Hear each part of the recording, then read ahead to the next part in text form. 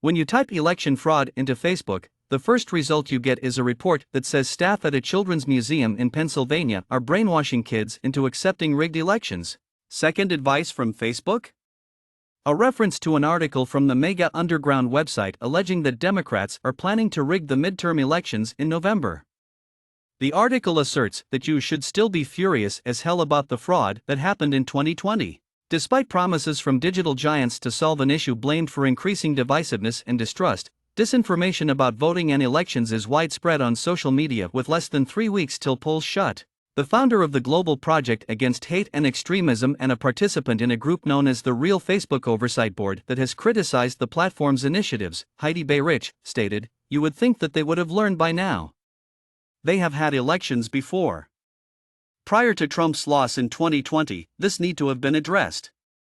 The damage is now rather extensive. How can anyone expect these US-based computer titans to handle elections abroad?" asked Beirich, if they can't adequately prepare for a US election. According to Signal's study of Twitter, messages reiterating disproved claims about the 2020 election have been shared thousands of times alongside tweets reinforcing conspiracy theories about the future election. The majority of significant platforms have declared initiatives to reduce inaccurate information on voting and elections, including labels, warnings, and modifications to algorithms that automatically suggest particular content. Users who repeatedly break the rules may have their accounts suspended. Platforms have also forged alliances with news organizations and fact-checking groups, including as the AP, which is a part of Meta's fact-checking program. In a statement, YouTube said that its employees were continuing to actively monitor the midterms and working to delete content that violates our policies as soon as possible. We'll continue to be on the lookout before, during, and after Election Day. In a statement sent by email to the AP, Meta stated, "We are spending a sizable amount of resources, with work spanning more than 40 teams and hundreds of employees." Additionally, the platform announced that starting this week, a pop-up window with links to reliable voting resources will appear for anyone who searches for election-related terms on Facebook, such as election fraud. To assist American voters in learning how to register to vote and who is on their ballot, TikTok established an election center early this year. In addition to English, Spanish, and other languages, the information is available.